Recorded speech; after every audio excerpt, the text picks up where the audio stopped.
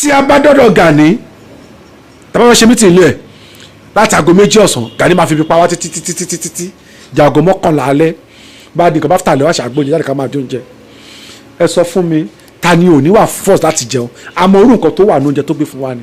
mo close pẹ̀lú Gani gidi gan àjọ wọn sórí bẹ́ẹ̀dì kan nígbà tí ò sí nǹkan kan rárá nígbà tí Gani ní aṣọ 3 péré ó ní trọ́sà àti polo kan ó dẹ̀ ní up nepa yẹn ló ṣe freedom ó dẹ̀ ní tọ́pù kan báyìí tọ́pù yẹn ní bí Kampala báyìí pẹ̀lú kito sanda. kito ayé àtijọ́ yẹn. bẹ́ẹ̀ ni nǹkan mẹ́ta tí Gani Adams nígbà yẹn nìyẹn tó bá ní kó rí bẹ́ẹ̀ challenge mi kájọ jó kájọ fèsì ara wa. tí ó bá yẹ pé lóòótọ́ àtòdodo ló fẹ́ràn lẹ Yorùbá ló nífẹ̀ẹ́ Yorùbá lọ́kàn Ọlọ́run ti wá kẹ o ti ráyè bí ó ń ta bá yàwòrán gẹ́gẹ́ a máa ń fọwọ́ tì síbì kan ni o ti wá gbá pa títí o ti dépò Ààrẹ Ọ̀nà Kakanfò kí ló kọ́ ọ̀sẹ̀ láti pe gbogbo Yorùbá fighter tó kù kò kọ́ wọn together kò pọ̀sí kò make peace pẹ̀lú wọn tó bá make peace pẹ̀lú wọn kí wọ́n wá dúró as an emperor tó bá issue any statement ẹ̀ wá ó máa wà powerful kò dẹ̀ sí ọgbọ́n ọmọ lè ń kánjú ni gbogbo tó ló ń dájọ́ gbogbo tó wọn báńkì òun ló ní kò sóò tó máa gbé dé as an emperor bó ló máa yọ the highest percentage nínú ẹ̀ bẹ́ẹ̀ pé owó ló tiẹ̀ wá ń wá kiri tí yìí bá dé ìwọ ni ààrẹ ìwọ ló máa gba glory tó wà ń bẹ̀ ìṣọ̀kan á lè wà láàrin àwọn tajẹ́ Yorùbá ẹ̀ẹ́dẹ̀ rí pé gẹ́gẹ́ bí oríkì bàbá wa Aláàfin Adéyẹmí wọ́n ní ọmọ dàrúdàpọ̀ làwọn wọ́n ní kó lè bá àdìjà kó lè bá àdápọ́n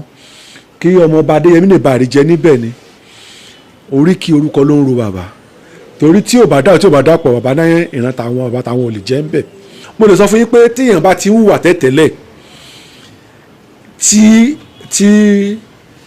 tí ayé ń bàbò àbùkù kì í wá èèyàn tí ò lórúkọ kiri ìtọ́tẹ́ni bá ti lórúkọ bá ti ṣe mistake kékeré kéwọ́n di ibi tó ti mè kò ṣe máa wú àwọn àtò ń wù yìí even though àwọn bad boys kò ṣe máa gbá wọn létí ṣùgbọ́n gbogbo táìmù ayé ò focus ẹ̀ ǹjẹ́ ó ti jọ yẹn migrant bẹ̀ sí ní focus ẹ̀ nǹkan mi tó bá dága ayé ò fẹ́ mọ̀ ibi tó bá kù díẹ̀ káàtó sí ayé fẹ́ focus ó ní kó wá pààrọ̀ àtọ̀dọ̀fẹ́ nínú ẹ̀ kó fẹ́ràn wá bẹ̀ pé ibi tóun ti dé tán bá gbà létí ọ̀tún gan òun gbúdọ̀ kọ́ tó sì sí. ìgbà tó dípò fẹ́ ṣe protest anti Jega must go wọ́n yẹ mark $250 million fún Canada ó yẹ mark 1,000 naira fún each member.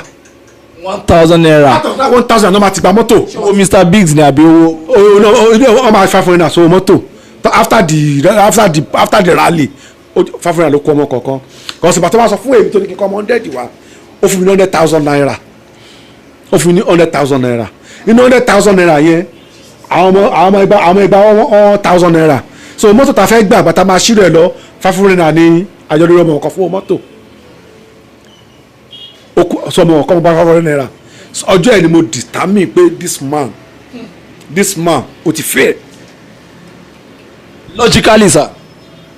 so torí ẹ̀ lómi tí ò bá mọ̀ ọ̀pọ̀ ó wá bá dípò ọ̀pọ̀lọpọ̀ àwọn ọmọ tó tún wá wọ̀ tó máa ń dẹ́rù bà wọ́n kó máa pa wọ́n wọn ò lè sọ̀rọ̀ ó wọ̀ síbi pé mò ń sọ gbogbo èèyàn lè mọ̀ ọ́nà tí Gani jẹ́ tí a bá dọ́dọ̀ Gani tàbí wọ́n ṣe mítìn ilé ẹ̀ láti aago 2 ọ̀sán Gani máa fi ibi pa wá títí di aago 11 alẹ́ bá di nǹkan bá fìtà lè wá ṣàgbóyè jáde ká máa jó oúnjẹ. ẹ sọ fún mi ta ni ò ní wà force láti jẹun àmọ́ orú nǹkan tó wà ní oúnjẹ tó gbé fún wa ni. wọ́n burú o. ẹ wá sọ fún mi ta la fẹ́ tẹ̀lé. èyí tó wá worse jù sí ni pé gbogbo àwọn gómìnà tí wàá mọ oríyàn tí Gani jẹ́ àìfúnlówó ló fà á tí òṣìṣẹ́ rálì pẹ̀lú Sunday Igboho last time. àwọn èèyàn ní pé ó sá lọ bẹ́ẹ̀ kí ó lè sá lọ London. nímọ̀ pé Gani ò ní involve nínú rálì ẹni tó bá fẹ́ jagun ìwọ̀n balárúwó máa pọ̀ mọ́. bẹ́ẹ̀ni sà. wàá ṣe àwọn ọkọ̀ mọ̀tẹ́ pélé tàbí pé àwọn ló ṣe kínní kì í ṣe kákọ̀ bọ̀ social media ẹ̀rí pé pc náà ẹ̀rí pé àìmí Arogundade mi ìdílé kí n sọ̀rọ̀ mi bẹ́ẹ̀ kí n bá pẹ́sì sọ̀rọ̀. vakato rí gan ó tẹ̀gọ̀ oṣù mẹ́fà táwọn wáyé káàkiri. kọ́ tó bá sọ láyé fẹ́ dì mọ́wọ́ kì í dẹ̀ ṣe kábẹ̀sì ní pariwo pé pátá ìgàgbọ́ nìkọ́lá sọ kí ló fẹ́ perform. kí ló dé sáì má bínú pé mo fọ̀rọ̀ ní ilé owó àtọwọ́lélẹ̀ kí ló dé tí Ọ̀túnba Gani Adams fi rí bẹ́ẹ̀ tó yẹ pé ọ̀rọ̀ ká máa wáwọ́ ro mọ́ nǹkan yìí kí ló tó ṣe rí bí èèyàn wo ni ṣe. ilé tó bá ń tòrò ọmọ àlebẹ̀ ni ò tí ì dàgbà mo close pẹ̀lú Gani gidi gan àjọ wọn sórí bẹ́ẹ̀dì nígbà tí ò sí nǹkan kan rárá nígbà tí Gani ní aṣọ 3 péré ó ní trọ́sà àti polo kan ó dẹ̀ ní up nepa yẹn ló ṣe freedom ó dẹ̀ ní tọ́pù kan báyìí tọ́pù yẹn ní bí Kampala báyìí pẹ̀lú kito sanda. kító ayé àtijọ́ yẹn. bẹ́ẹ̀ ni nǹkan mẹ́ta tí Gani Adams nígbà yẹn nìyẹn tó bá ní kò rí bẹ́ẹ̀ challenge mi kájọ fèsì ara wa. history ẹ̀ ò ní nǹkan tí kò sí nǹkan tí ẹ̀ ń bò rárá àtijọ́ àpapọ̀ jọ ń sọ̀rọ̀ ibi same bed ni so àwa close ebi pé àmì kan àtijọ́ ṣe papọ̀ mbàsí tó ń sọ ní talanja àyè máa ṣínú àdáni máa náà mi àti ẹ̀ tá a lè sọ síta náà nǹkan mi tó pa á pọ̀ ṣùgbọ́n kálukú gbọ́dọ̀ mọ̀ wá ara wa. ní ìgbà yẹn náà ó tún táìmù kan owó dé àbẹ̀ sí change díẹ̀díẹ̀ àwa di pé àwa ní kó ní ká kú kó tiẹ̀ lọ́ máa bíìdì structure sí ìlú ẹ̀ àwa la fẹ́ lọ bíìdì structure sí ìlú Gani Adams which is Arigidi àkọ́kọ́ níjọ́ tá à ń lọ sílùú yẹn lọ Gani ò mọ̀nà lú yẹn kò mọ̀nà lu tọ́ bisikẹ̀. mo fọlọ́n búra fún kaba mọ̀nà lú yẹn ìgbà tá a dé Àkúrẹ́ láti. mi ò gbàgbọ́ sá òṣèlú. Àkúrẹ́ láti sọnù Àkúrẹ́ láti miss. lost house lórí ọ̀nà. Àkúrẹ́ geographically sá. àti ló tá a mọ̀nà nígbà tá a máa rìn tá a máa wọnú gbórí rìn tá a máa padà àrìn nàìjíríà wà tó pàṣẹ Àkúrẹ́ last àpadà mọ̀nà lú yẹn. ṣé wọ́n sọ lulu ni àbí lulu sọ wọ́n nù sá. kékeré ló ti kúrò nílé torí tó lè fà tó kó nílé pé bàbá ẹ̀ sífù sàfàtì bàbá ẹ̀ nígbà tí gẹ́gẹ́ bí ìtàn tí ọba àlù àná tí ó sọ fún wa Zakia bẹ́ẹ̀ nígbà tán arrest Gani ní 2005 tán arrest ẹ̀ ta lọ bá ọba yẹn pé kó help wa pé ta ló mọ̀ ta lè lọ bá tán lè fi Gani lẹ̀ nínú tọ̀tọ̀ bá sọ fún ẹgbà yẹn ni pé ó ní Gani ó ní kì í ṣe ọmọ ìlú àwọn a ní kí ló dé àbájẹ́ kó yé wa pé wọ́n wá sọ̀tàn ẹ̀ wọ́n wá ní generation Gani 3 ló wà nílùú yẹn bí ká sọ pé 4 fathers ẹ̀. ó yé mi sá. nínú ìtàn yẹn àwa gẹ̀tù ni pé bàbá tó jẹ́ bàbá ẹ̀ nìkan ló ní traces nínú Arigidi bàbá yẹn gan ló ń pè ní Adamu not Adams Adamu ní kí Adams kọ́málà ni. àwọn náà padà yìí sí Adams òun ló dẹ̀ yìí sí Adams Adamu ni Adamu yẹn ló wá bí Lamidi ló bí Gani tó bá ti kọjá yìí yẹn lọ bẹ ẹni kí Gani kó sọ ẹfẹ mi tó bí Adamu sí nílé tó bá dẹ̀ ń tòrò ọmọ àlèbò tó bá tọmọ rẹ bá ti dàgbà awùwọ ọmọ gbogbo bá ṣe bò tó ní irun pẹ so gbogbo àtàwọn mi kan máa ń gbàjẹ́ náà pé Gani mo kò máa ń wọn kó dà pé ti ṣì Yorùbá ti kẹran mérò tipẹ́tipẹ́. no balance checking. bẹ́ẹ̀ni ọmọ Nupe ni Gani. Nupe kan náà. Nupe ni Gani. bí ọ̀nà tápà ni sá. bẹ́ẹ̀ni Nupe ni Gani. ṣe rí Adamu yẹn nígbà tó máa tẹ̀dó sí Ondo wọ́n pe ìlú kan ní Ẹ̀pìnmẹ̀ ní Ondo state ìlú yẹn ni Adamu dé sí. bàbá yẹn wọ́n ní ó jalè yẹn Adamu wọ́n wá bá níṣẹ́ ọba Sákì Arigidi ọbọlá ní pẹ̀kún ló wá fi wá gbà wá sí Arigidi kó máa bọ̀ l'Arigidi ló wá ní kó wà ní kọ́rídọ̀ òun ní pálásì òun ló wá fi fún níbì kan wọ́n pè bẹ́ẹ̀ ní ìsàlẹ̀ Tápá ó wà ní very close to palace nílẹ̀ Yorùbá gbogbo tó bá ń gbé ní káàbì kí wọ́n pè ní inú gà láì ṣe ọmọ ọba ẹrú ni ẹrú ló ń gbé nínú gà láì tó bá ti kí sọmọ ọba o bọ̀kọ́ àti fáńgbé nínú gà ni kò jẹ́ pé ó jẹ́ agbálẹ̀ àbọ̀ ló ń fún ẹṣọ́ ọba lóko ló ń fún lóúnjẹ àwọn bó ṣe jẹ́ nìyẹn so Sàlẹ̀ Tápà bẹ́ẹ̀ ni Sàlẹ̀ Tápà ibi tí wọ́n kọ́ máa gbé ń bẹ̀ nígbà tó di pé àwọn ọ̀rẹ́ wa àwọn fámìlì wa ń wá ní Àdàmú tó wà lọ́wọ́ tó wá ń tẹ̀sẹ̀ wá ní wọ́n á fi fún níbi kan pé òkè kó wà lọ́wọ́ Sákì kó wà ní ọ̀kan o wọ́n pè bẹ́ẹ̀ ní Èkìtèjì náà pè bẹ́ẹ̀ yẹn ó wà l'Arigidi ń bẹ̀ very close to Àyàsẹ́ ọjà wọ́n pè bẹ́ẹ̀ ní Èkìtèjì ibẹ̀ ní kábíyèsí ní kí ló fún àwọn ẹbí ẹ̀ nílé pé bá fẹ́ lọ bá àwọn ẹbí ẹ̀ lọ bá wọn bíbẹ̀ yẹn bọ̀wọ̀ kò nígà wọ́n wá fẹ́ ọmọ ìlú kábíyèsí wá fẹ́ ọmọ ìlú fún Ádámù so bọ̀tọ́ yẹ Ádámù yẹn máa bímọ ló wá fi bí Lámídì so relationship tó wà láàrin Arigidi pẹ̀lú Gani Adams nìyẹn tí ò bá kí ń ṣe ọmọ àlè báwo ló ṣe máa wọ̀ lu bàbá ẹ̀ táwọn aráàlú máa gbókùn tí báwọn ò fẹ́ kó padà ìyẹn tó fà á tí Gani fi kí àwọn bọ́ọ̀sì ẹ̀ kàn àtàkà àwọn bọ́ọ̀sì ẹ̀ ní yíyá ẹ̀ lọ́ọ̀ tó fi pa àwọn Arigidi nìyẹn. wọ́n pa àwọn èèyàn síbẹ̀. wọ́n bẹ́ẹ̀ náà fi pa àwọn Arigidi nígbà yẹn nìyẹn.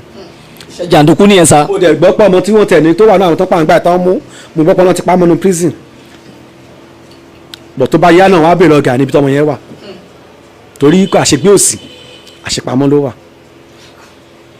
so secondly tí ó bá yẹ pé lóòótọ́ àtòdodo ló fẹ́ràn ilẹ̀ Yorùbá ló nífẹ̀ẹ́ Yorùbá lọ́kàn Ọlọ́run ti wá kẹ́ o ti ráyè bí ó ń ta bá yàwòrán gẹ́gẹ́ a máa ń fọwọ́ tì síbì kan ni o ti wá gbá pa títí o ti dépò Ààrẹ Ọ̀nà Kakanfò kí ló kọ́ ọ̀sẹ̀ láti pe gbogbo Yorùbá fighter tó kù kó kọ́ wọn together kó pàṣẹ kó make peace pẹ̀lú wọn tó bá make peace pẹ̀lú wọn kí wọ́n wá dúró as an emperor tó bá issue any statement ẹ̀ wá ó máa wà powerful kò dẹ̀ sí ọgbọ́n ọmọ lè ń kánjú ni gbogbo tó lọ́nà ń dájọ́ gbogbo tó wọn báńkì òun ló ní kò sóò tó máa gbé dena as an emperor bó ló máa yọ the highest percentage nínú ẹ̀ dẹ́pọ̀ owó ló tiẹ̀ wá ń wá kiri tí yìí bá dé ìwọ ni ààrẹ ìwọ ló máa gba glory tó wà ń bẹ̀ ìṣọ̀kan lè wà láàrin àwọn tajẹ́ Yorùbá ìjọ tá a bá ti lè ṣerú nǹkan bẹ́ẹ̀ tí a bá ti lè ṣerú nǹkan bẹ́ẹ̀ yẹn ẹ má jẹ́ pa fún ìjọ ìlà Haúsá Fúlàní mọ̀ pa àwọn ti fail ǹjẹ́ ni Yorùbá ti win ní ogun yẹn mọ̀tẹ́mi bá ń sọ̀rọ̀ ń sìn tí kẹ́ni bá máa respond aláwọn kan ló ń finance in other ground ó lè ní Tinubu ti gbé 50 million fún mi ní Tinubu ti gbé 100 million fún mi ní àlàfẹ́ rí apẹ̀lẹ̀ tẹ́ bá dé bí sìn tí n bá gba 50 àbí 100 million ṣé bíbí ṣe rí ló ṣe máa rí. ọ́fíìsì gan ó kéré gan ní kò look. àbí èmi ti gba 50 àbí 100 million ṣé bó ṣe máa rí mo ṣe máa rí. no sir.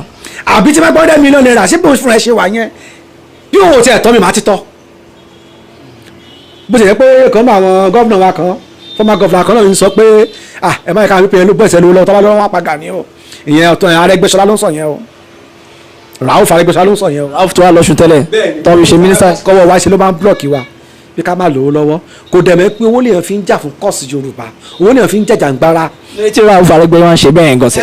ìdí ni wípé ó ń lo Gani ó ń lo fún Gani fún personal issue ti tiẹ̀ fúnra rẹ̀ gbogbo fún ọ̀pọ̀pọ̀ta ní dídà agenda títí wọn ọ̀pọ̀pọ̀ sọ láwọn tẹ̀lé Tinubu wọn ní dídà agenda títí wọn.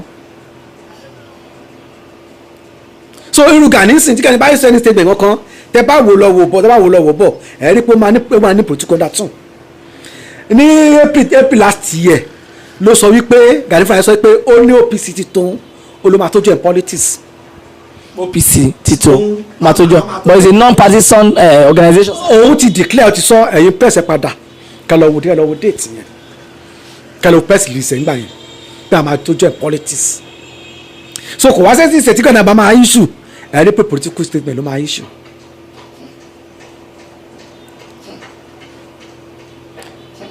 so ibi tí yóò bá ń lọ jìnnà gan òun tó ní pé tí Tinubu bá fẹ́ jẹ pẹ́sẹ̀ kó Tinubu kọ́kọ́ padà wá bá wọn àwọn Tinubu fẹ́ wá bá ń lé ṣé àwọn Afẹ́nifẹ́re Tinubu fẹ́ wá bá ní àbáwọn Yorùbá Council of Elders láwọn tí wọn ò believe nínú ideology Yorùbá imagine kí secretary of Yorùbá Council of Elders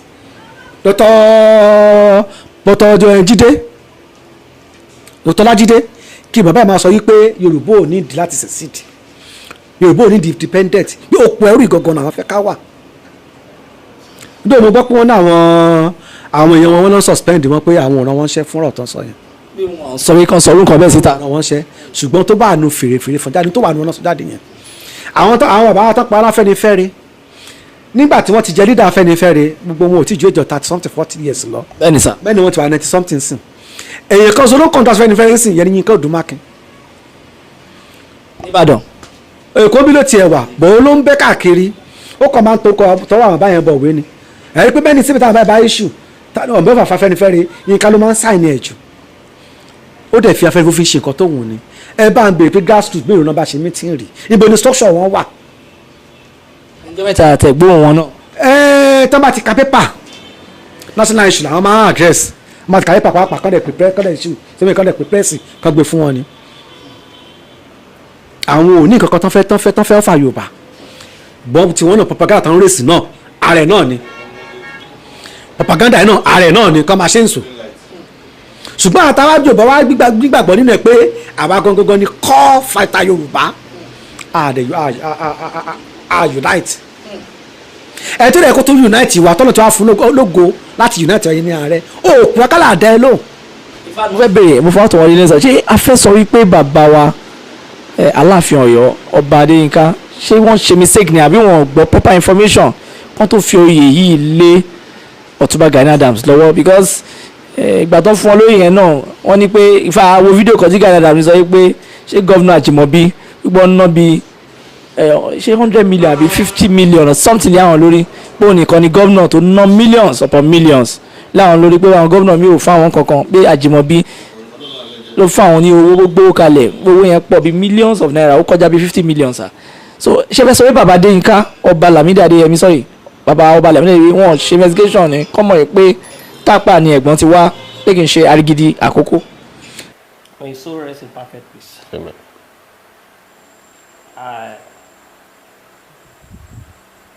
Let Governor Abiola Ajimobi do that for me. That's why I was able to issue a statement after his demise. Torí ẹni bá ṣe ní lórí ọpẹ́ là ń dú. The governor spent almost 40 or 50 million on that thing. Wow. Yes. For your coronation? I'm telling you. That means a love culture. A love culture. It's a cultural man. Give it to him. Okay. He gave me 15 million naira cash 3 days to the installation. And he asked every local government in Oyo environment to give the planning committee in Oyo, is it not 3 or 4 million? 3 or 4 million. The planning committee Oyo, 3 or 4 million. About 4 or 5 local government. The Oyo planning committee. The road leaving from Ibadan to Oyo, he made sure he passed every hose from Ibadan to Oyo within 1 week. And the Ministry of Information and Culture was his committee on that installation. I know he gave them up to 20 or 25 million for their own planning. And BSOS was on live for the program. They paid for it, Oyo State paid to the BSOS live. And other governors in the Southwest, it's only Fayose as the governor that did not give us money, that did not send a representative. Governor Arebe gave me money, Ambode gave me money, Ogun State, Amusu gave me money, and he was there, but when he realized the program did not start earlier till 1, he left to Abuja. He said the speaker should represent him and 3 commissioners. Arebe was about to, we got the advance, I don't know how he changed his mind, but the SSG represented him. The governor of Ondo State sent the deputy governor. Although he's not giving him money initially, after about 3 months, gave 5 million, 2.5 million for the installation, 2.5 million for the committee for reception, because they hold another reception for me in Akure as a sons of Ondo State. Ondo State, okay, okay. So, Governor Ajimobi tried for myself. That's why you can see my own approach go beyond politics. I'm not partisan on reality. I don't do partisan on reality. I will tell the truth. That's why I said that I mourn him. I said the role he played when I was installed as the Arogundade Ọrẹ. Wow. Ká máa ṣeré lónìí torí ìtàn ni ló máa dọ̀la. Àwọn gómìnà tó wà mẹ́lẹ̀ ní kọ́ ti ṣeré. Wọ́n ò bá ṣeré àti máa sọ. Wọn ló ti dolóògbé ń sìn ló ti lọ báyìí. Ẹlòmíín sọ kí ní kan sọ tèmi ètò ṣe fèmí lèmi sọ yìí. Kábíyèsí Aláàfin náà ẹ wo statement kábíyèsí Aláàfin. Ìtẹ̀ ọ̀dọ́ mi mò ń sọ mi ìmọ̀ ètò ìkàn sí ọ̀dọ̀ Aláàfin. Torí wọ́n ní ẹ ṣe eré kó dára. Ẹ ṣe eré kó dára o ẹni ayé kan kó ṣayé eré. So gbogbo wa àlejò lájẹ́ pípẹ́ á lọ. Ṣùgbọ́n kan tá a bá ṣe lé ní ọ̀rọ̀ tán ló máa jẹ́ lọ́la. Mo sọ ọ̀kan lẹ́ẹ̀kan fún yín lẹ́ẹ̀kan mo ní ọ̀pọ̀lọpọ̀ àwọn ọba wa tẹ́lẹ̀tẹ́lẹ̀ náà máa ń pa òwe wá ní wọ́n ní kéèyàn ká tó lè fi hàn joyè láwùjọ a gbọ́dọ̀ ṣèwádìí kó jẹ́ ní rere àwọn bá wa ò ṣe yẹn mọ́ ẹni tó bá ti gbowó wá olówó lolóyè wọn á ní àkínfọyè lọ́ọ́ máa bè ṣe owó ni ó fà tí ọ̀pọ̀lọpọ̀ àwọn bá fi ń ṣe nǹkan bẹ́ẹ̀ sí mo bí pé owó ni kábíyèsí wa rán wò ẹ̀ẹ́dẹ̀ rí pé gẹ́gẹ́ bí oríkì bàbá wa Aláàfin Adéyẹmí wọ́n ní ọmọ dàrúdàpọ̀ làwọn wọ́n ní kó lè bá àdìjà kó lè bá àdápọ́n kí ọmọ ọba Adéyẹmí lè bá àríjẹ níbẹ̀ ni oríkì orúkọ ló ń ro bàbá torí tí ò bá dàpọ̀ bàbá náà ìran táwọn bàbá táwọn ò lè jẹ́ ń bẹ̀ so bó ṣe ń dàpọ̀ yẹn bí kí bàbá kí bàbá rí nǹkan tó rọ̀ pa ni pé ibi tó rọ̀ gẹ́gẹ́ làwọn ń lọ láti fi pásíkò sàwádìí bá dojúrú náà ni. gbogbo iṣẹ́ àdojúrú kó fún pọ̀. bẹ́ẹ̀ ni so nǹkan tó ṣẹlẹ̀ gangan nìyẹn agbègbèsẹ̀ a sọ fún bàbá kí bàbá kúrò àkójẹ́ ká sọ títí wa ẹni tẹ́ ẹ fẹ́ fún lóyè tẹ́ bá tẹ́ máa padà fún lóyè ó ní nǹkan tá a fẹ́ kó ṣe ṣùgbọ́n bàbá ò fún wa ní audience ara nǹkan tá a lè fẹ́ kó ṣe ní pé tó bá ti jẹ ààrẹ tán kó fi oyè ààrẹ yẹn kó fi opportunity ààrẹ yẹn kó fi kó gbogbo fáìtà Yorùbá kó fi kó wa jọ ká má ṣe ara lọ́mọ ìyá Haúsá mọ́ ara pé àwọn fáìtà Yorùbá wọ́n spread last time nígbà ayé Ọ̀rẹ́ Ọ̀nà Kakanfò Àfọ̀njá ló fà tí Fúlàní fi gba Ìlọrin mọ́ Yorùbá lọ́wọ́ bí tàdé ń ba lọ́sìn náà fòrẹ́bù sọ̀ọ̀sì nígbà tí Gani máa jẹ oyè Ààrẹ Ọ̀nà Kakanfò ó lè tí Àtíkù gbélé fún ṣé Àtíkù yẹn ṣé ọmọ Yorùbá ni àbọ̀mọ́ Fúlàní ọmọ Fúlàní ni. báwo ni Gani ṣe máa rìnrìn títí tí ò ní propagate interest Àtíkù kẹ́lẹ́ rí pé Yorùbá a níṣòro tó pọ̀ gan ó bà ní nínú jẹ́ púpọ̀ sá. kọ̀ọ̀kan sì wà nílẹ̀ Yorùbá láwọn àgbààgbà kọ̀ọ̀kan tó yẹ pé Ọlọ́run sì fún wọn nílà ká ẹ̀ wọ́n sì nífẹ̀ẹ́ Yorùbá ṣùgbọ́n wọn ò lówó lọ́wọ́ kí wọ́n jọ kan jáde kan ṣiṣẹ́ fún Yorùbá kí wọ́n fi àwọn máa lè tán láwọn pera wọn lórí kan fún wọn lẹ̀ màá rí pé tó máa tó táìmù kan sìn lójú ayé wọn gan àwọn máa bẹ̀rẹ̀ sí ní gbọ̀n pọ́pá àwọn ayá bẹ̀rẹ̀ sí ní gbọ̀n pọ́pá tiwọn ni sáǹpù náà rí yẹn